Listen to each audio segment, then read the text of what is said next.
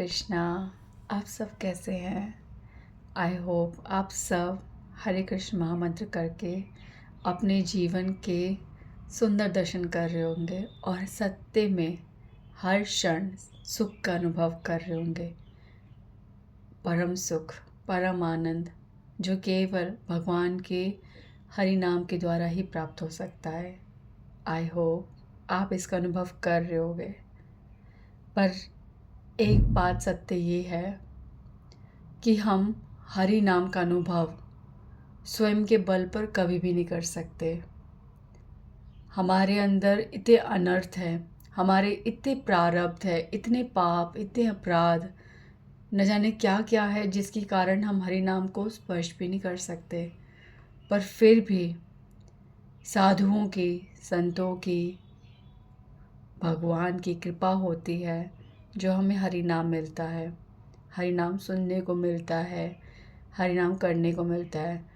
पर केवल और केवल एक गुरु कृपा ऐसी है जो पहाड़ जैसे हमारे अपराध, प्रारब्ध, हमारे जितने भी क्लेश हैं उन सबको हटाकर, जिसे हम तिनका भर भी नहीं हटा सकते अपने बल पर। गुरु, गुरु मतलब हैवी, ऐसे गुरु जो इन सब को अपने बल से हम हटाकर हमारे लिए सब कुछ सुलभ कर देते हैं। हरि नाम को पाना, हरि नाम को स्पर्श करना, मार्ग हमारे लिए खोल देते हैं। ऐसे गुरु, उन्हीं की कृपा से हम हरि नाम पा सकते हैं। तो आज मैं गुरु आरती के द्वारा गुरु चरणों की वंदना करूंगी और आप सबको भी बताना चाहूँगी कि जो हम श्री गुरु वंदना प्रतिदिन सुबह करते हैं वो कितनी ही एक एक शब्द उसमें डीप है। श्री गोपाल कृष्ण महाराज जी की त्रिभाव दिवस आने वाला है 14 तारीख को, और उनकी स्मृति में मैं चाहती हूँ कि मैं आज श्री गुरु वंदना करूँ और हम सब मिलकर गुरु वंदना के एक एक शब्द को समझे, ताकि जब हम गुरु आरती कर रहे हो ना तो हमारा ध्यान कहीं ना भटके। हमें पता भी नहीं है ये गुरु आरती कितनी गंभीर है, इसके एक एक शब्द में कितना महत्व है, कितना ज्ञान है। हम अपने गुरु को प्रतिदिन जो बोल रहे हैं उसमें बल तब आएगा जब हमारे हृदय में उसका अर्थ प्रकाशित होगा। अर्थ प्रकाशित होने के बाद हमें पता चलेगा कि हम प्रतिदिन अपने गुरु के सामने जो वंदना कर रहे हैं, जो गा रहे हैं, उसका अर्थ है क्या। तभी तो पता चलेगा कि गुरु आरती है क्या। तभी तो गुरु आरती का एक एक क्षण हमारे को आनंद लेने में मज़ा आएगा। हम उसका एक क्षण मात्र भी बीतने नहीं देंगे। ना इधर उधर घूमना, ना इधर उधर ताकना, ना किसी की दृष्टि को देखना, ना किसी की दृष्टि को पाने की कोशिश करना। केवल और केवल आपके गुरु और आप, और हाथ जोड़कर कृतज्ञता, ग्रेटफुलनेस, अपने गुरु के प्रति थैंकफुलनेस। ये आरती ये बहुत बहुत ही विशेष महत्व रखती है। तो इसका अर्थ जानना बहुत ज़रूरी है और ये इतनी गंभीर है, इसका अर्थ इतना इतना मतलब इसका वर्णन जितना किया जाए ना ख़त्म ना हो। तो मैं आज गुरु कृपा से इसका अर्थ को समझने की कोशिश करूँगी। भगवान हम पे सब पर कृपा करे कि हम इस गुरु आरती का अर्थ संक्षेप में समझें, ताकि प्रतिदिन हम गुरु वंदना करें। और स्पेशली 14 तारीख को जब हम गुरु वंदना करें तो हमारे हृदय में गुरु का चित्र, गुरु की परिभाषा, गुरु का होने का अर्थ, गुरु के डिसअपियर होने का अर्थ, सब कुछ हमारे हृदय में रिवील हो, ताकि एक एक शब्द अश्रुओं में, प्रेम में और उनके प्रति ग्रेटफुलनेस में हमारा बीते, ऐसा हम अर्थ समझे। भगवान हम सब पर कृपा करे। तो हम आरंभ करते हैं। श्री गुरु चरणा पद्मा केवल भक्ति सद्मा वंदो मोई सावधान माते।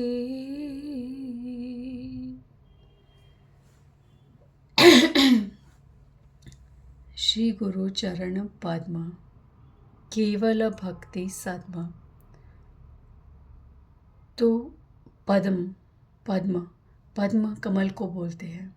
Kamal Kamal Kamal is the अबॉर्ड of nectar, जहाँ पर रस होता है, जहाँ पे भंवरे मधुमक्खियाँ जहाँ पर बैठकर उस रस का आस्वादन करती है। तो ऐसे ही श्री गुरु चरण जो है कमल के समान है। कमल तो वो कमल में तो रस होता है, नेक्टर होता है, पर गुरु चरण कमल के अंदर भीतर क्या है?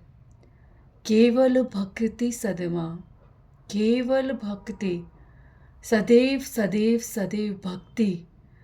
भक्ति का रस अगर हम कहीं से भी भक्ति के बारे में कुछ समझ सकते हैं, भक्ति का अनुभव कर सकते हैं, तो वो गुरु के चरण पद में ही हैं। और हम केवल इन गुरु चरणों की शरण लेकर ही भक्ति महसूस कर सकते हैं, भक्ति कर सकते हैं। भगवान एक ऐसे भंवरे हैं, जैसे भंवरा होता है ना, वो पुष्प पर बैठकर ही नेक्टर लेता है ना, हाँ, तो वैसे ही हम सब अपने गुरु चरणों के प्रति जब समर्पित होते हैं तो भगवान उस भक्ति को स्वीकार करते हैं।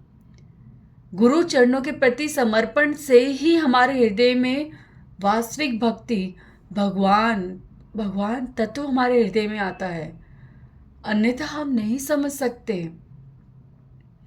गुरु से शिक्षा, गुरु से दीक्षा, गुरु से ही मंत्र पाकर हम अपने आप को शुद्ध करते हैं, हम भक्ति आरंभ करते हैं, हम भक्ति का अनुभव करते हैं और भक्ति का रस हम उन गुरु चरणों में समर्पित करते हैं।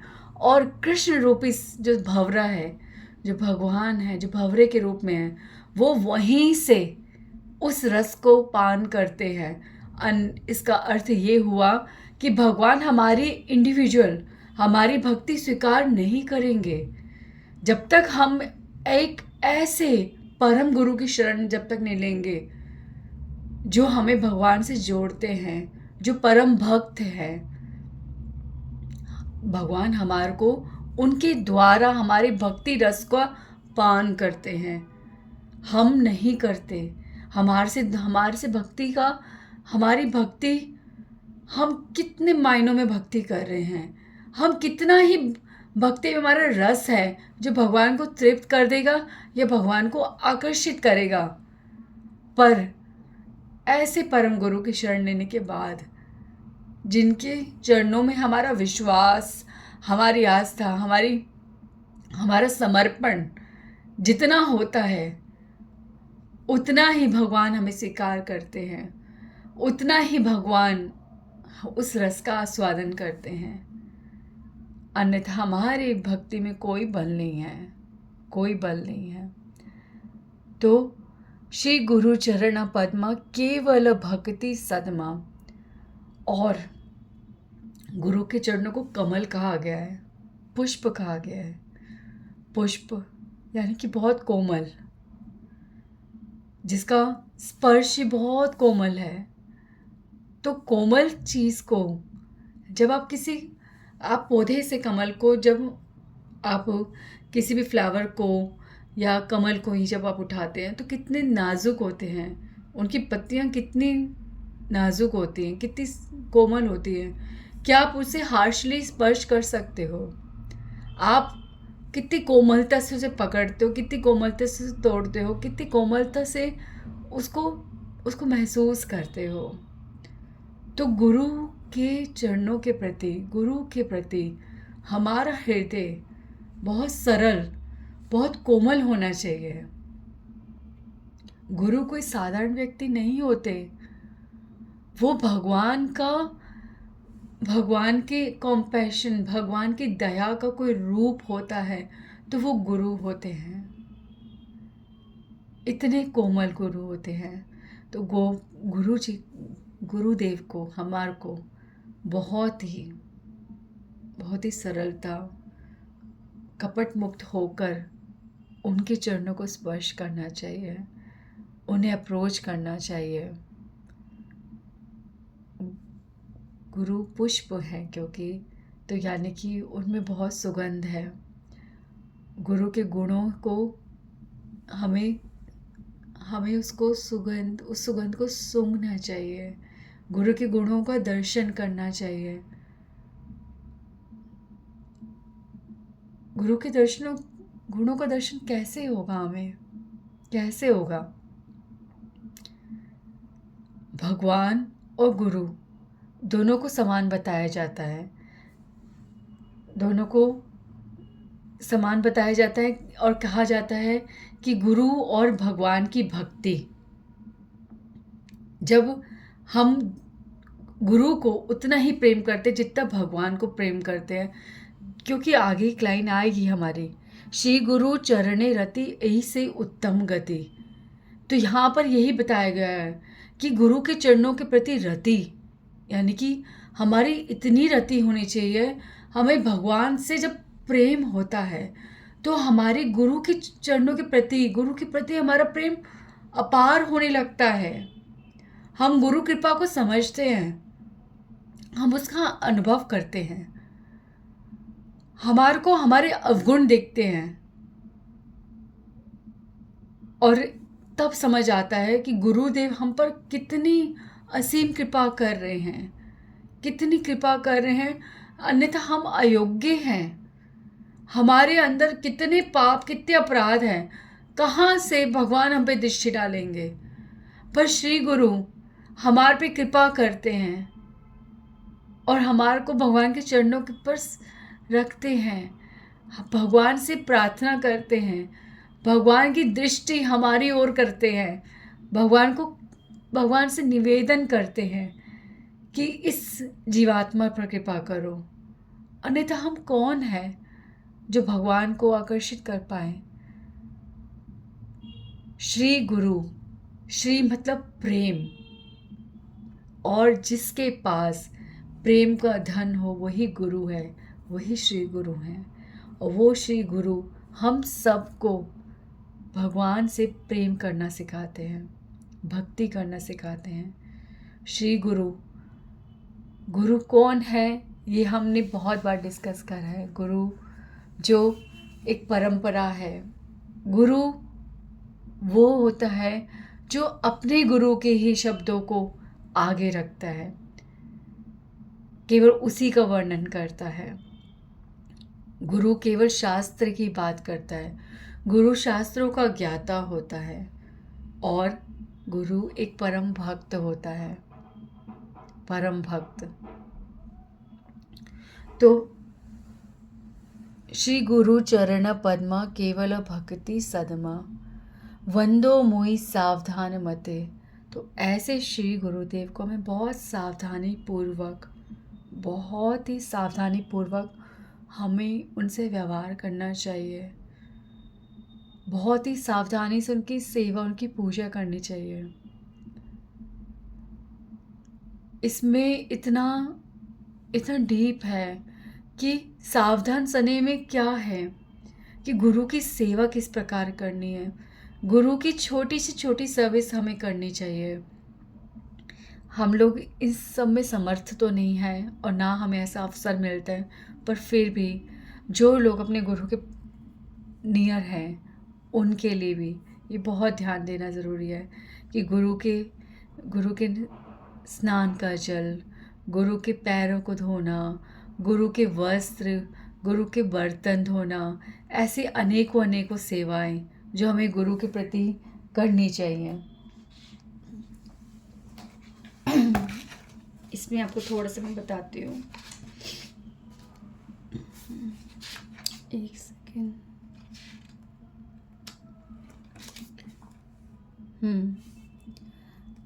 जब हम गुरुदेव को देखें कि वह सामने से आ रहे हैं तो उसी समय दंडवत प्रणाम करना, ठीक है।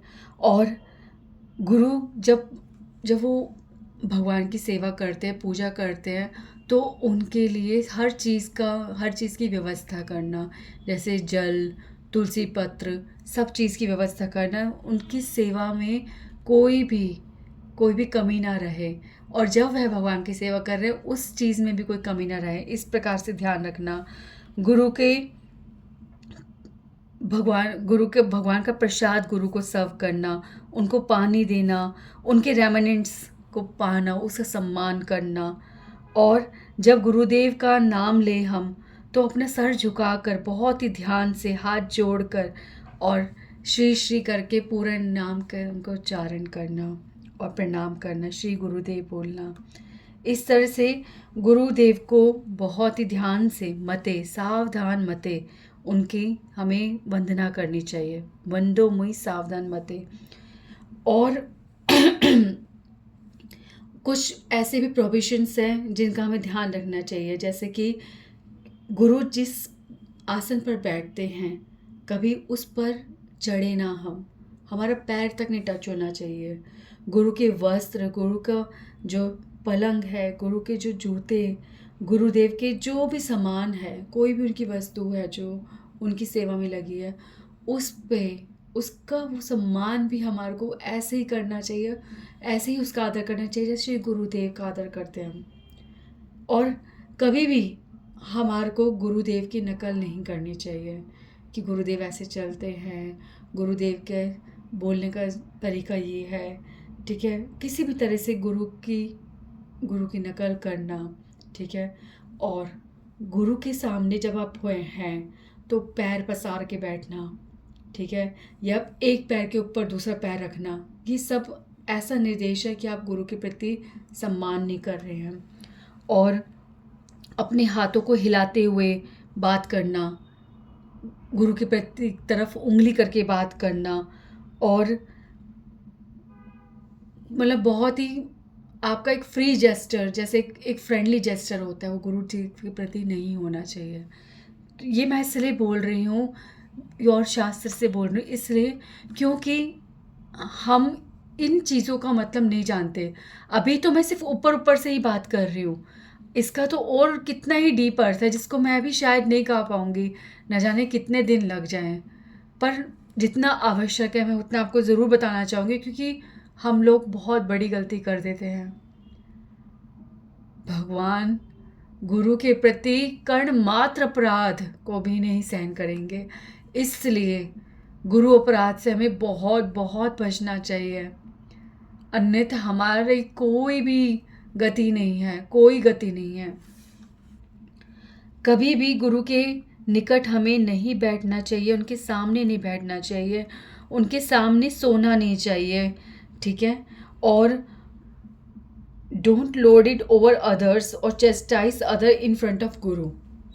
कभी भी अपनी बात किसी पे डालना या किसी को पनिशमेंट देना गुरुदेव के सामने, आपका इतना भी जो व्यवहार है वो गुरुदेव के सामने नहीं होना चाहिए। गुरु ऐसे होते हैं। अब आप सोचिए, हम लोग क्या इसका अर्थ जानते हैं? ऐसा हम समझते हैं। गुरु के प्रति हम जब बात करते हैं हमारे हाथ कहाँ होते हैं? मैं आपको सिर्फ एक चीज़ बोलूँगी, आप हमारी गुरु परंपरा के चित्र को ज़रूर ध्यान से देखिए। आपको सबके हाथ फोल्डेड पोजीशन में ही दिखेंगे, या इस तरह से दिखेंगे कि वो किसी की तरफ उंगली तक भी न जाए। आप किसी भी संत को नोट करना, कभी भी उनके जेस्चर्स ऐसे नहीं होते कि वो किसी को उंगली कर रहे हैं या किसी की तरफ इशारा भी करके ऐसे बात कर रहे हैं। पर आप कहेंगे जब वो कथा करते हैं तो उनकी उंगली, उनके हाथ इस तरह से होते हैं। मैं आपको बोल दूं कि कथा जब होती है तो कथा हरि की होती है। मैं पहले भी कहा है, वो कथा जब भी कोई कथा करता है तो हरि करते हैं, अन्यथा कथा पर किसी का अधिकार नहीं है। हरि कथा, हरि की कथा, हरि द्वारा कथा, हरि से ही कथा होती है, हरि ही कथा करते हैं। तो वो जो जब वो अपने स्वभाव में आते हैं तो वो स्वतंत्र जब होके बोलते हैं वो हरि होते हैं। इस तरह से जब वो हाथ करके बात करते हैं या किसी को इशारा करके बात करते हैं वो हरि होते हैं, और हरि को सब प्रकार का अधिकार है। अन्यथा जब आप उनको उनके स्वरूप में देखेंगे तो आपको वो बहुत ही इस प्रकार से उनके हाथों के जेस्चर से पता चल जाता है कि वो कितने विनम्र हैं। हमारे छठ गोस्वामी को भी आप ध्यान से देखिए। आप किसी भी आचार्य, किसी भी संत को जो प्योर है, जो वाक्य में आचार्य हैं, उनके हाथों की मुद्रा से ही आपको पता चल जाएगा कि वो कितने नम्र हैं अंदर।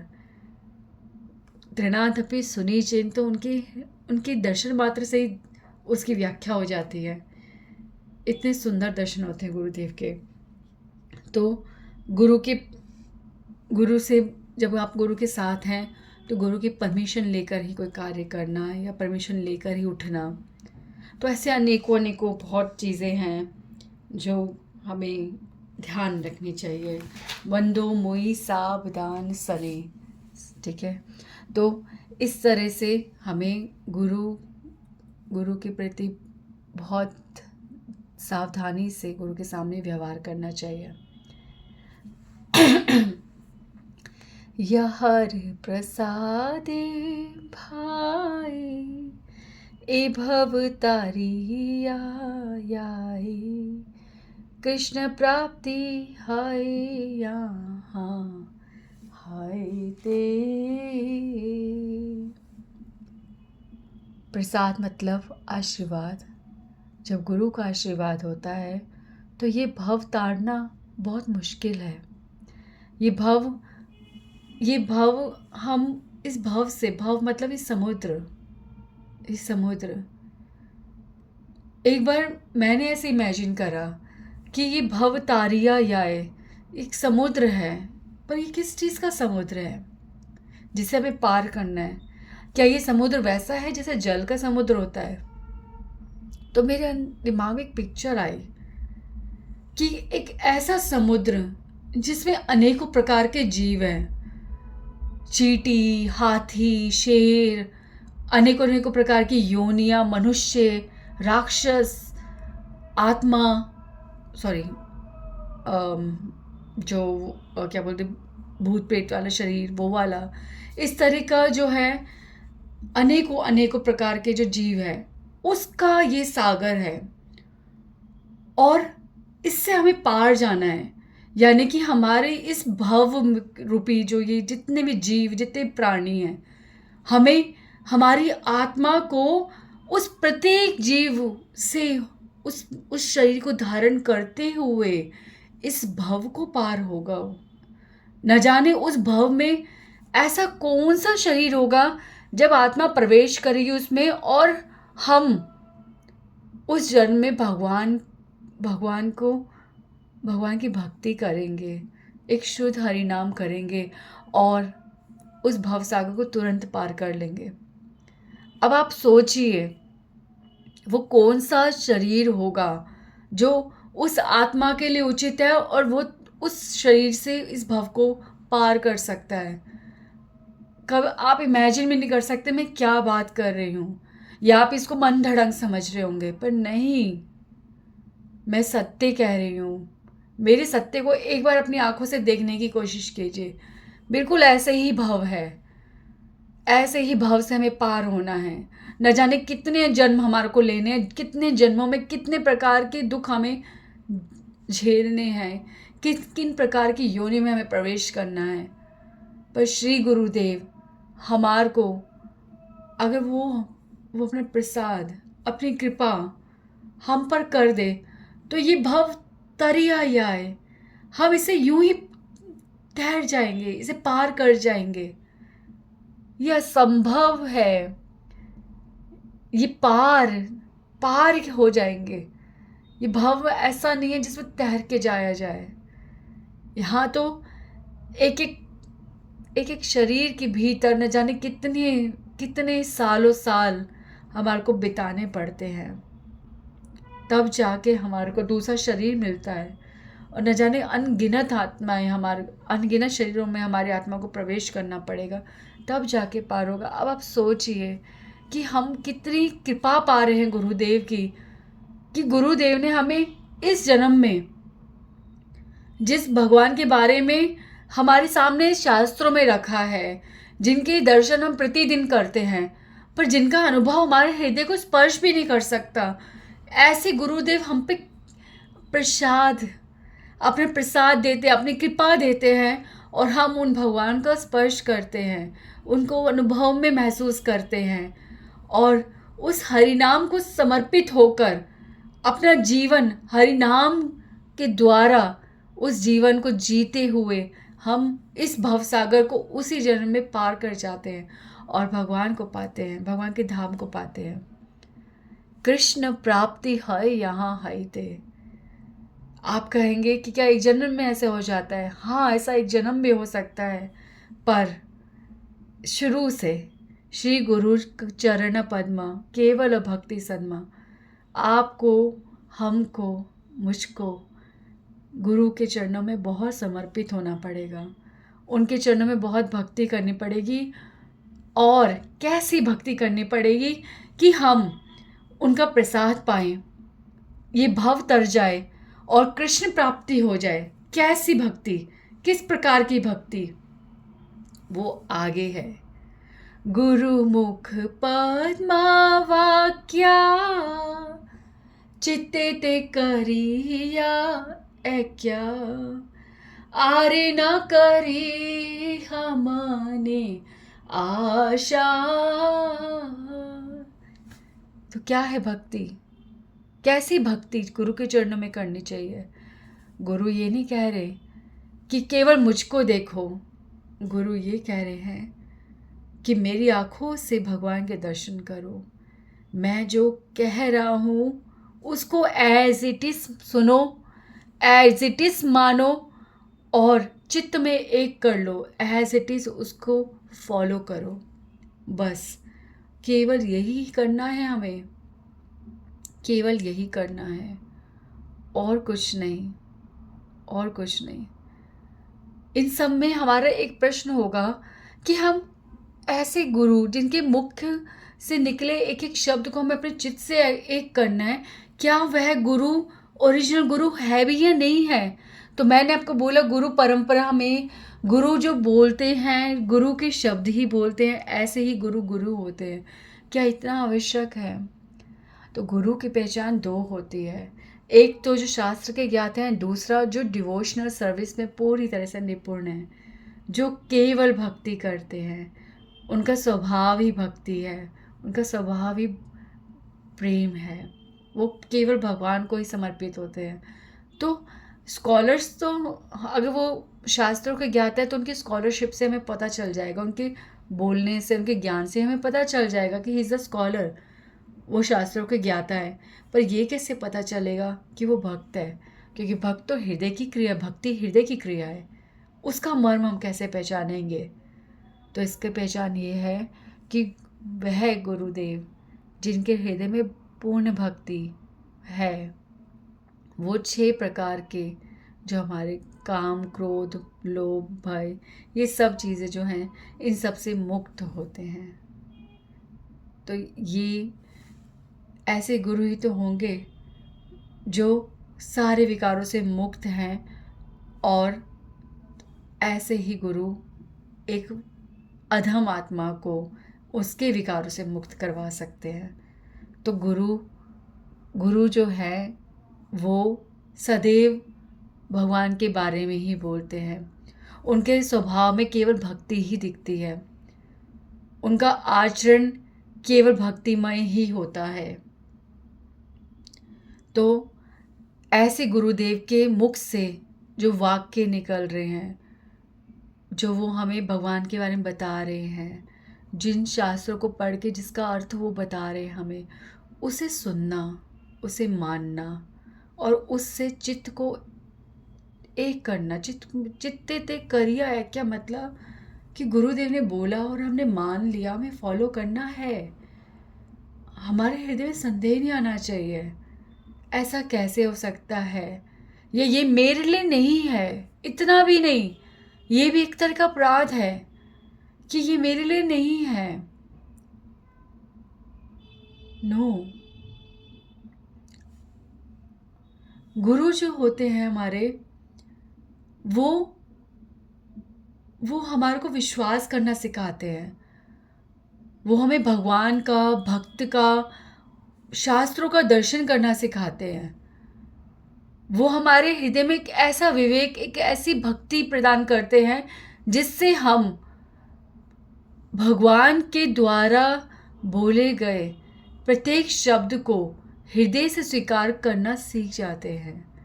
ऐसी गुरु कृपा होती है, हम नकार ही नहीं सकते।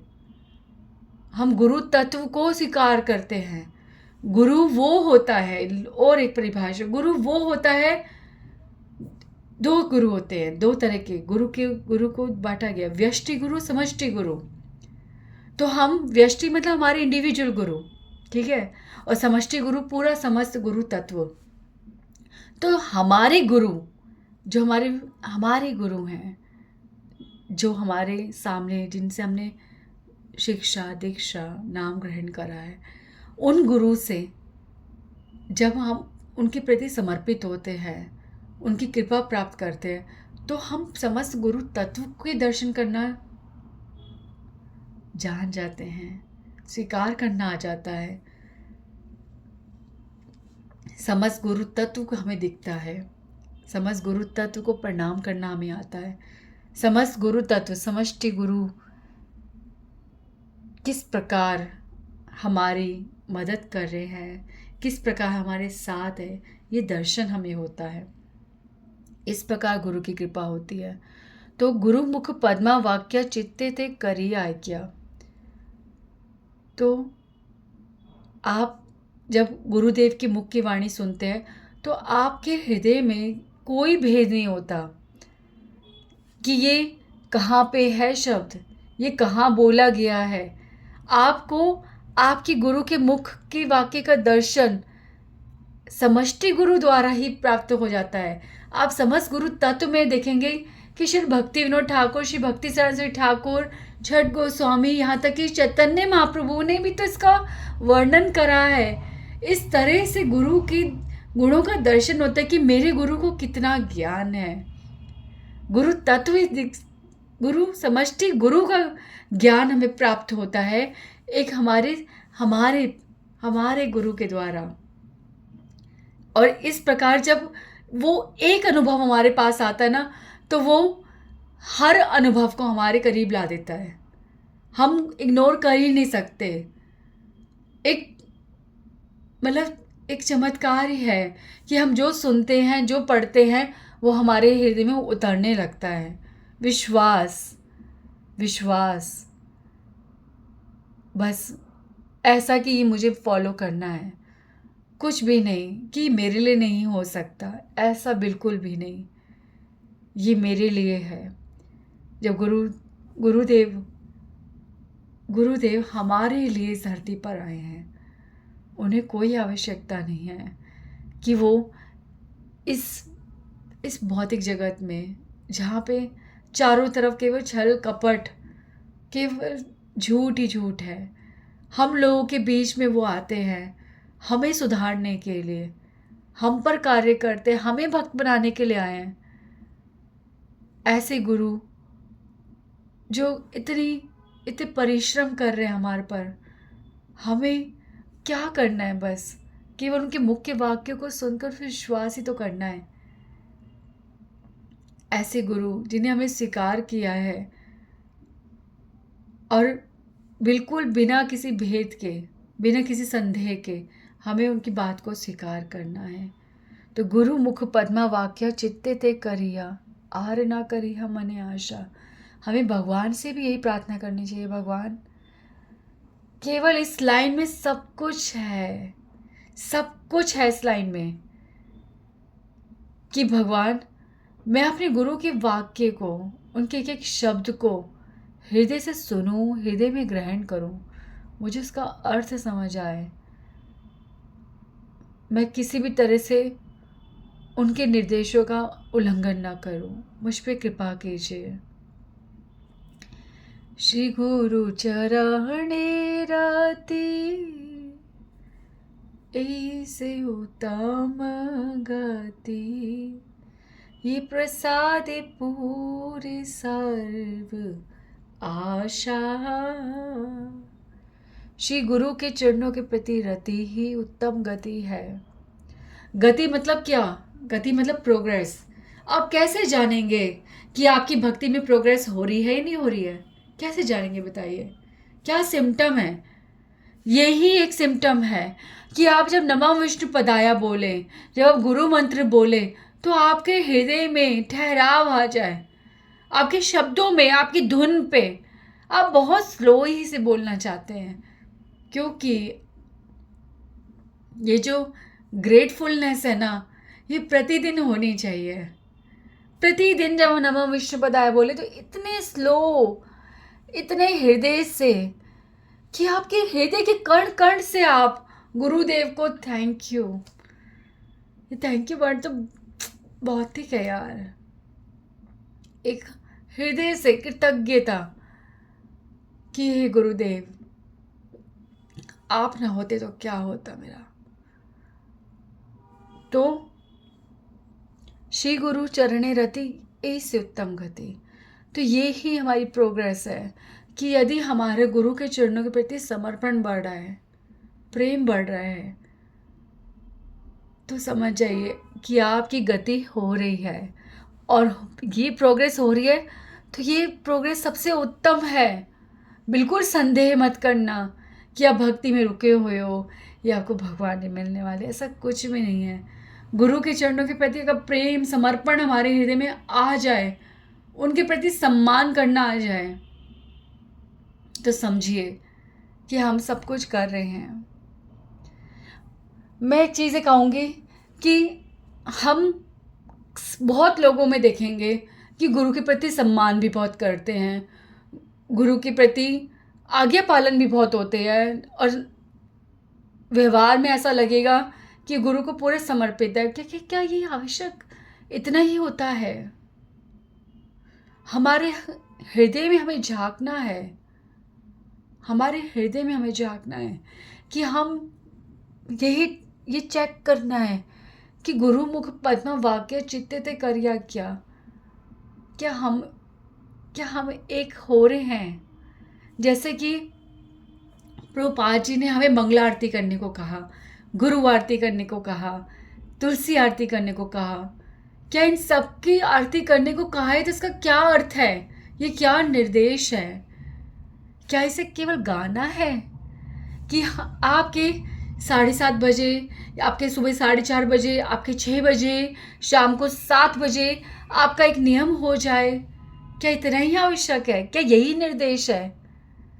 क्या उसे गुनगुनाते वक्त एक एक शब्द से हमारा चित्त एक हो रहा है? क्या हम उसे बहुत हृदय से गा रहे हैं?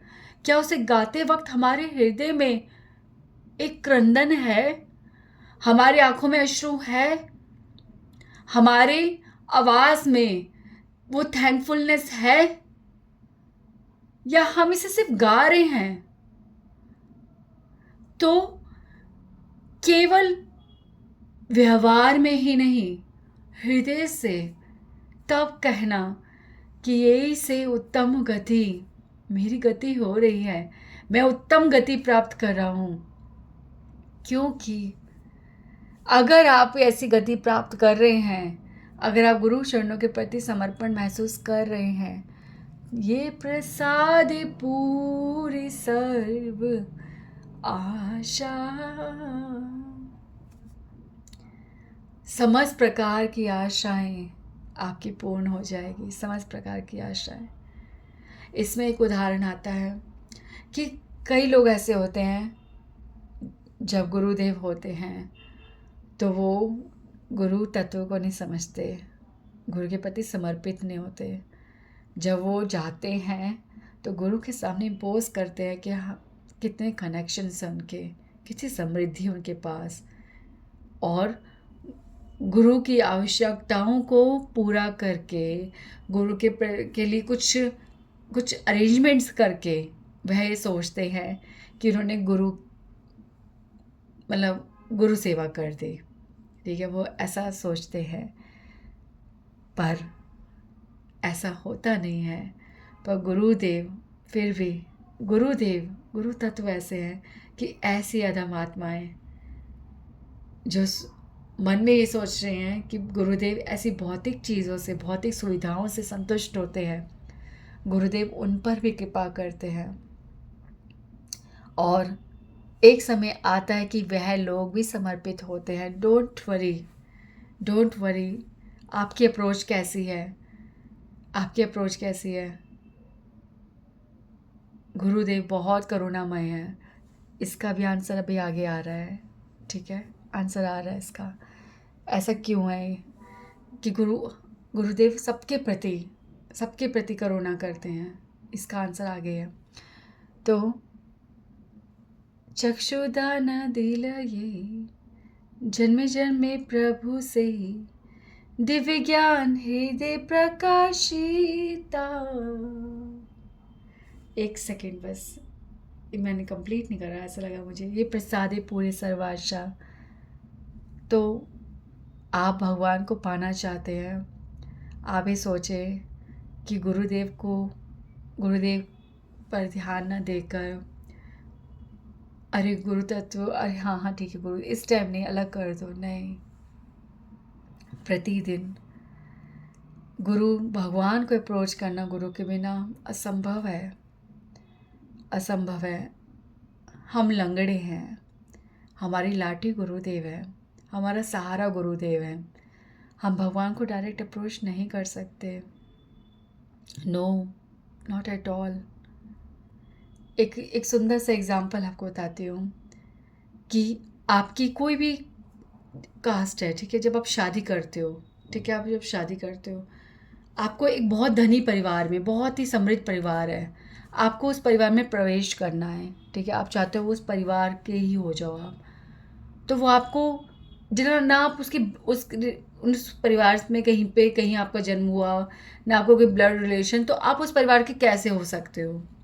आप एक व्यक्ति से विवाह करते हो, ठीक है, और आप उस परिवार के हो जाते हो, आपको उसका नाम मिल जाता है, वो कास्ट मिल जाती है आपको। ठीक है, आप जो भी कास्ट लगा लो, हाँ कोई भी लगा लो, ठीक है, तो आपको, चलो ले लेते हैं अंबानी ले लेते हैं, तो अब आप अंबानी बन गए हो। ठीक है, अब आप अंबानी में ही काउंटेड हो, अब आपको अंबानी को जैसा ही सम्मान मिलेगा, आप अंबानी परिवार के हो गए हो। ठीक है, कैसे? क्योंकि आपने उस एक व्यक्ति से विवाह किया, आप उसको समर्पित हुए। ठीक है, तो ऐसे ही हम भगवान के परिवार में कनेक्ट नहीं हो सकते। ठीक है, हमारे भगवान के परिवार में हम उसमें प्रवेश ही नहीं कर सकते। गुरुदेव उस परिवार के हैं, और हम उनको जब समर्पित होते हैं तब हम भगवान के परिवार में प्रवेश कर जाते हैं। तो एक बहुत साधारण सा एग्जाम्पल है। तो इस तरह से आप समझ सकते हैं कि आप किसी एक परिवार में अपना संबंध क्लेम नहीं कर सकते। केवल गुरुदेव ही जो हैं उनके द्वारा ही भगवान हमें पहचानेंगे, अन्यथा आप यूँ नहीं जा सकते, आपको अपनाया नहीं जाएगा। ठीक है, तो भगवान चाहिए, गुरु तत्व को अलग रख दें, या गुरुदेव की आवश्यकता नहीं है, भगवान को डायरेक्ट अप्रोच करें, असंभव है। ठीक है, तो आपको गुरु तो स्वीकार करने ही पड़ेंगे, तभी ये प्रसादी पूरी सर्वाशा, हर प्रकार की, यहाँ तक कि भौतिक और बड़ी से बड़ी आध्यात्मिक परम आशा जो आपकी है, भगवान के चरणों को प्राप्त करना, हर प्रकार की आशा इन्हीं चरणों से पूरी होती है, गुरुदेव के चरणों से पूरी होती है। तो चक्षुदान दिल यही जन्मे जन्मे प्रभु से, दिव्य ज्ञान हृदय प्रकाशिता। अब जन्म जन्म के हमारे सेम गुरुदेव होते हैं। तो यहाँ पे बात आ जाती है समष्टि गुरु की, गुरु तत्व की, जो नित्यानंद प्रभु से आरंभ होता है। तो समष्टि गुरु, गुरु तत्व, हम गुरु तत्व से जुड़ गए हैं। ठीक है, जब हम किसी जन्म में गुरुदेव को स्वीकार करते हैं, गुरु के प्रति समर्पित होते हैं, तो उन व्यष्टि गुरु के द्वारा हम पूर्ण समष्टि गुरु से हम संपर्क में आ गए हैं। अब हम किसी भी जन्म में कहीं भी हो, ये उनकी जिम्मेदारी है कि किस प्रकार से हमारे को भक्ति प्रदान करेंगे। इसीलिए चक्षुदान दिल यही जन्मे जन्मे प्रभु से ही, वही समष्टि गुरु जो मेरे व्यष्टि गुरु थे, जो मेरे गुरुदेव थे, उन्होंने मुझे समस्त गुरु तत्व से जोड़ दिया। अब वह पूर्ण गुरु तत्व, समस्त गुरु तत्व, पूरी गुरु तत्व की प्रकृति सब मेरे लिए जिम्मेदार हैं, मेरी चिंता में है। अब मैं किसी भी कारणों से अगर जन्म लेती हूँ तो वो प्रत्येक जन्म में मुझे ऐसे चक्षु प्रदान करेंगे जो खुलते ही भगवान और भक्त को ढूंढेंगे और भक्ति आरंभ हो जाएगी। ऐसे चक्षु, ऐसे नेत्र मुझे मिलेंगे, ऐसे चक्षु जो साधु और भगवान के दर्शन को ही हमेशा अभिलाषी होंगी, और उनके दर्शन पाकर वो जो दिव्य ज्ञान है जो हृदय में रखा हुआ है वो प्रकाशित हो जाएगा। मतलब भक्ति तो हमारे हृदय में है ही, गुरु ने तो हमारे हृदय में भक्ति दे दी, पर यदि हम किन्हीं कारणों से जन्म भी लेते हैं तो वो जो सब हमारे हृदय में बैठा हुआ, जैसे कमरे में अंधेरा हो पर रखा है, कुछ मिल नहीं रहा, तो प्रकाश हो जाए तो तुरंत दिख जाए ना, तो वही दिव्य ज्ञान जो हमारे हृदय में है उसे प्रकाशित कर देंगे। ऐसे हमारे गुरुदेव अपनी जिम्मेदारी निभाते हैं हमारे लिए। तो हम कोई भी जन्म ले तो वो हमारे हृदय में सदैव हमें हमारे दिव्य ज्ञान को प्रकाशित करने के लिए सदैव हमारे साथ होते हैं। वह जन्म लेते हैं, हमारे को हमारे गुरु बनते हैं और हमारे को पूरे समस्त जीवन में हमें निर्देशों द्वारा, नियमों द्वारा, प्रेम के द्वारा सरलता से भक्ति करना सिखाते हैं। तो चक्षुदान दिले जन्मे जन्मे प्रभु से, हर जन्म में वो मेरे गुरु बन के आते हैं, मुझ पे कृपा करते हैं और मेरे हृदय में दिव्य ज्ञान को प्रकाशित करते हैं। प्रेम भक्ति यहाँ है थे, अविद्या विनाश जाते, वेद गाया हर चरिता। प्रेम भक्ति यहाँ है थे, अविद्या विनाश जाते।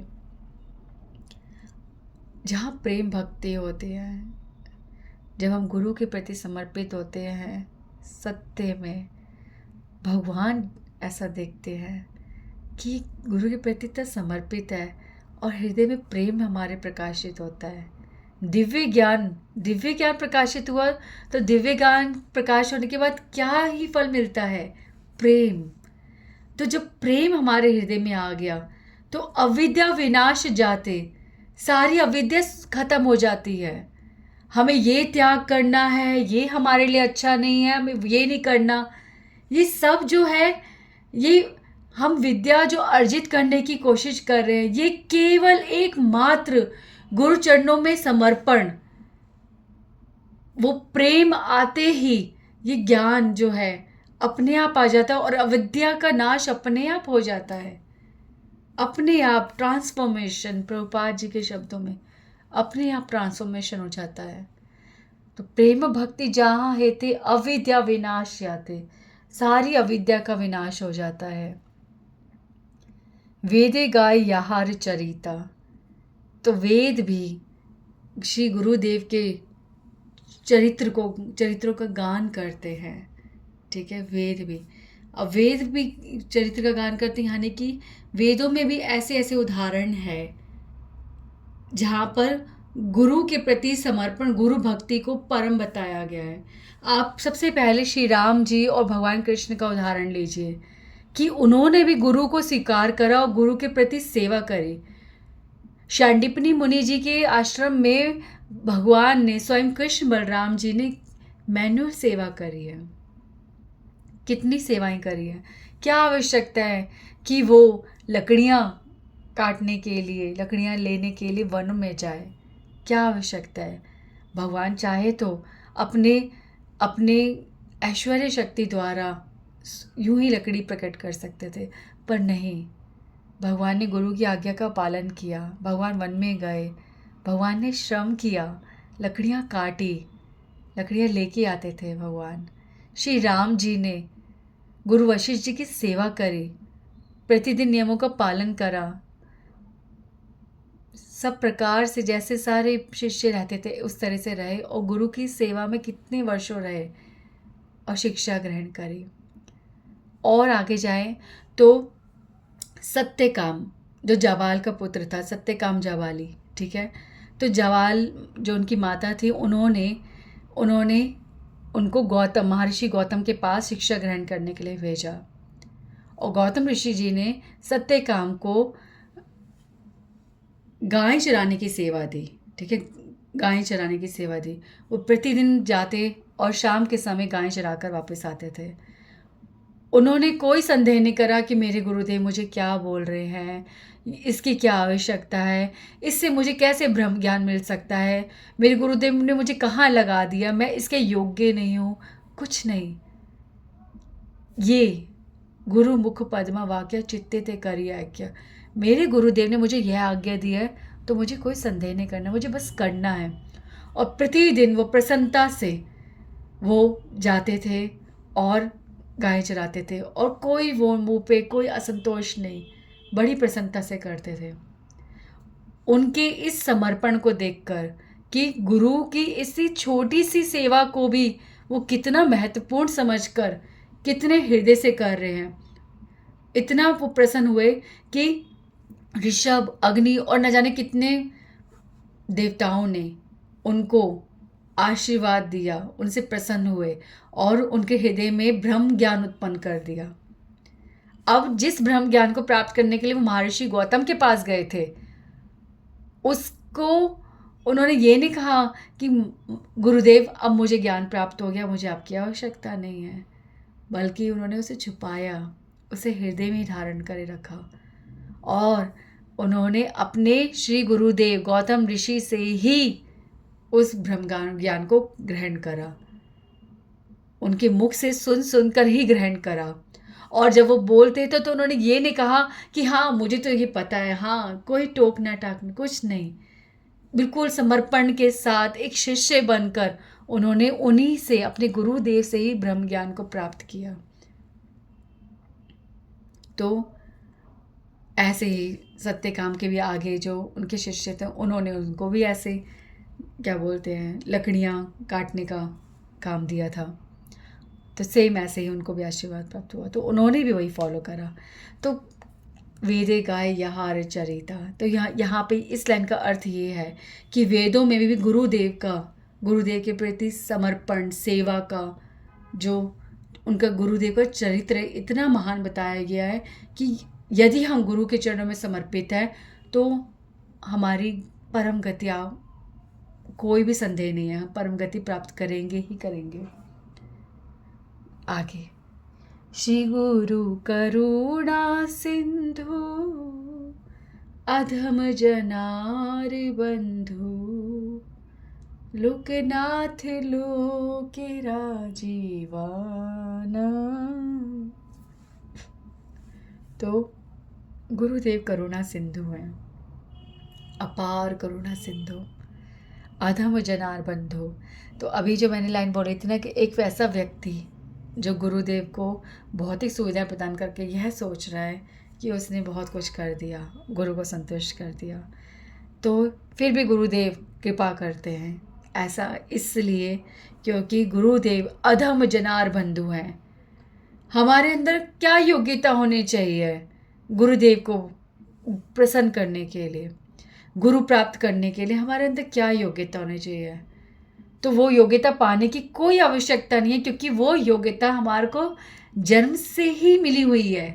और वो है कि हम अधम हैं, हम पापी हैं। ऐसा कोई भी व्यक्ति नहीं है जो इस मनुष्य जन्म को प्राप्त कर रहा है वो अधम ना हो। हमने कुछ अधम पाप कुछ तो किया है, तभी तो हमें मनुष्य जन्म मिल रहे हैं, है ना, जिसकी वजह से हम फंसे हैं। तो अधम तो हम हैं, बस स्वीकार ही तो करना है।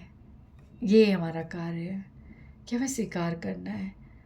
पर फिर भी अब कोई स्वीकार ना करे तो यहाँ पर ये लाइन बोलिए, श्री गुरु करुणा सिंधु अधम जनार बंधु।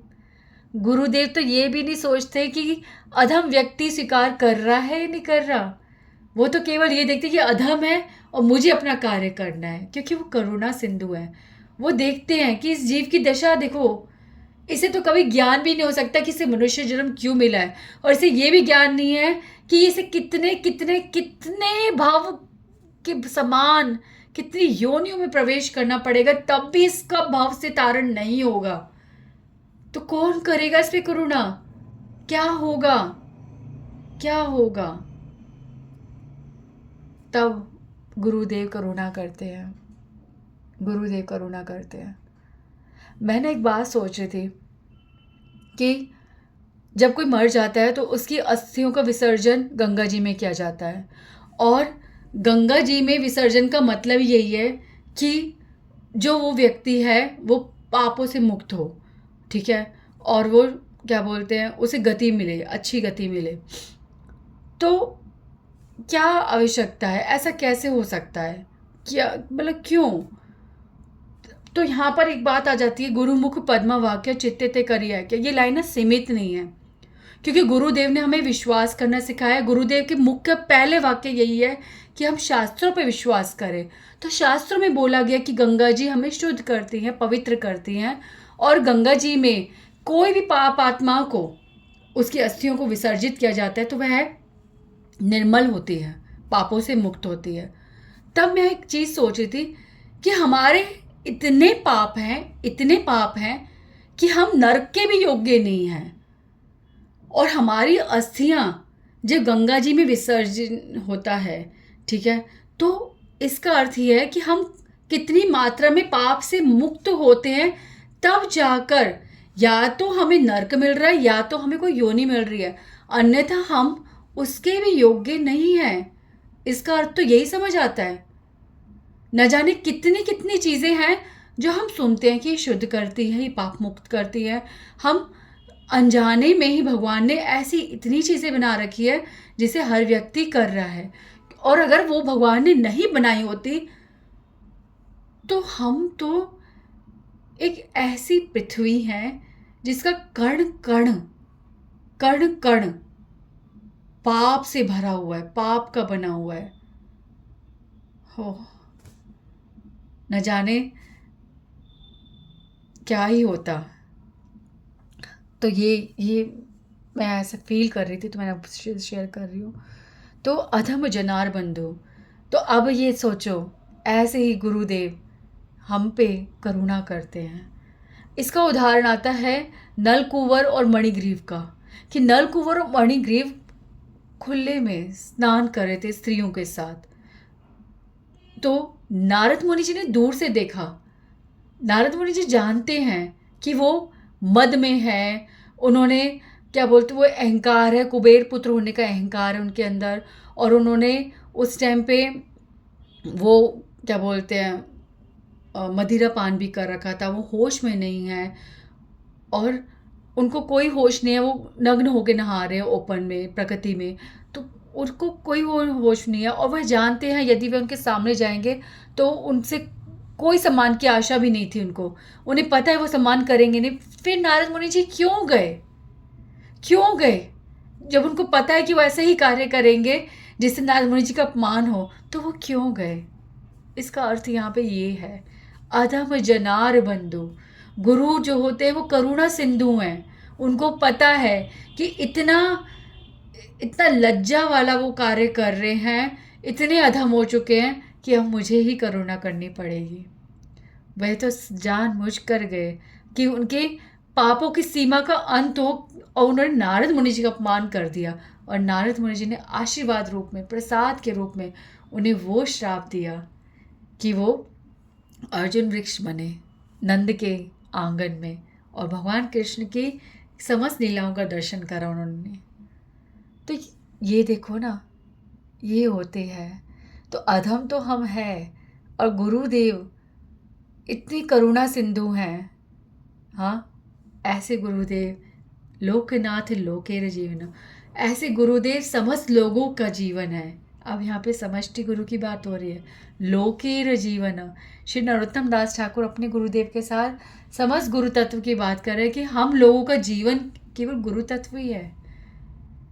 भगवान की कृपा होती है तब हमारे पे कोई गुरु दृष्टि डालता है। हम किसी प्रकार से योग्य नहीं हैं, वो हमारे को शिक्षा दीक्षा देते हैं, हमें स्वीकार करते हैं, हमारे को एकदम सुलभ आसन प्रदान करते हैं कि बैठो और केवल हरि नाम लो और तर जाओ। हाँ हाँ प्रभु करो दया, देहो मोरे पद छाया, एवं यश खुशुक त्रिभुवन। अब यहाँ पर मैं आपको बोल दूँ, आप भी सोचते हो कि गुरुदेव दया करो, मुझे अपनी पद की छाया दो, अपने चरणों की छाया दो, और आपका यश त्रिभुवन में गाया जाता है। नहीं, अगर ये लाइन है तो कभी भी भक्त ना कोई लाइन को रिपीट नहीं करते। पहले आगे लाइन रिपीट हो चुकी है। कौन सी लाइन? वेदे गाय यहार चरिता। तो इस लाइन का अर्थ ये नहीं है, इस लाइन का अर्थ ये है कि हाँ हाँ प्रभु करो दया, हे गुरुदेव मुझ पर दया करो, मुझे अपनी पद छाया दो, ए बे यश गुशुक त्रिभुवन। अगर आप ऐसा करोगे तो इस प्रकार से आपके यश का तीनों लोकों में गान किया जाएगा कि मुझ जैसे अधम को आपने ताड़ दिया, मुझ जैसे अधम को आपने भक्त बना दिया। और ये अगर किसी को भी पता चल गया इस लोक क्या तीनों लोक में, तो आपका यश तीनों लोकों में गाया जाएगा कि इतनी बड़ी पापी को आपने भक्त बना दिया, भक्ति दे दी। ओहो हो, आपका गुणगान ए वे यश घोषक त्रिभुवन, आपके यश की घोषणा तीनों भुवन में होगी। हे गुरुदेव मुझ पर कृपा कीजिए। श्री गुरुदेव, जय गुरुदेव। तो श्री गोपाल कृष्ण महाराज जी के चरणों में मेरा प्रणाम है, बहुत प्रणाम है। मैं आपसे सिर्फ ये कहूँगी कि कभी भी गुरुदेव को डिसअपियर, बहुत दुख होता है कि वो डिसअपियर हो गए, पर मैं सत्य कह रही हूँ, जब गुरु हमें छोड़ के जाते हैं तो हमारे बहुत ज़्यादा हो जाते हैं वो। पहले तो हमारे दिमाग में ये होता है ना कि गुरुदेव वहाँ पे और मैं यहाँ पे हूँ, पर जब वो चले जाते हैं ना तो सिर्फ यही प्रतीत होता है कि अब हम जहाँ भी हैं एक साथ हैं। मैं जहाँ हूँ गुरुदेव बिल्कुल मेरे साथ है, उनकी दृष्टि पूरी मुझ पे है, वह मुझे ही सुन रहे हैं, वह मुझे ही जवाब दे रहे हैं। तो वो हमारे पूर्ण रूप से हमारे हो जाते हैं और हमारे हो जाते हैं। तो इस बात पे विश्वास रखना चाहिए और गुरुदेव को प्रणाम करना चाहिए। और प्लीज़ मैं ये आपसे कहूँगी कि ये ध्यान रखना कि जब हम गुरु तत्व को स्वीकार करते हैं तो हम गुरु परंपरा समस्त गुरु को स्वीकार करते हैं। किसी की भी निंदा नहीं होती, सबका ही स्वीकार होता है। तो श्री गुरु चरण पद्मा केवल भक्ति सदमा, वंदो मुई सावधान मते। श्री गुरुदेव की जय। हरे कृष्णा कृष्णा कृष्णा हरे हरे, हरे राम राम राम हरे हरे।